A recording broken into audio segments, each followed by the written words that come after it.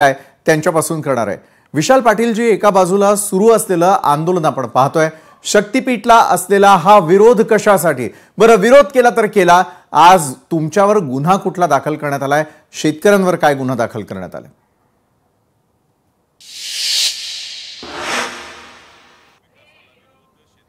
आपण अनम्यूट कराल विशालजी तर मला आवाज येऊ शकेल आपला।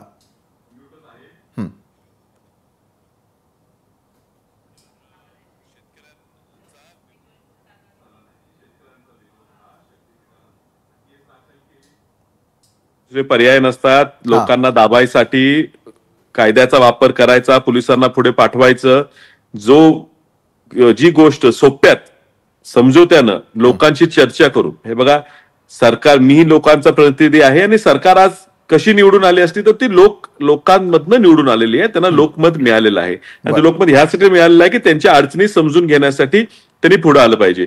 जर लोकांच्या शंका आहेत, ह्या जागेत आपली जमीन किती जाणार आहे, त्याला पैसे किती मिळणार आहेत, ह्याबद्दल जर शंका आहे, अडचणी आहेत, तर शासनाचे प्रतिनिधी म्हणून सरकारचे आमदार आले असते, सरकारकडे मंत्री आले असते, कलेक्टर आले असते, कुणीतरी त्यांच्याशी चर्चा केली असती।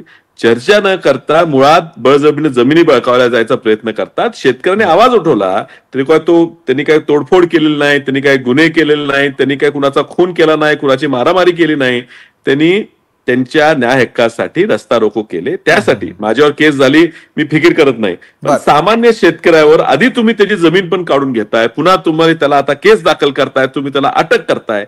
नेमकं शासन कसल्या पद्धतीचं सरकार चालू इच्छितो हे सरकारने सांगावं। बरोबर आहे, सरकारकडून उत्तर घेऊयात। आमदार गोपीचंद पडळकर यावेळेला आपल्या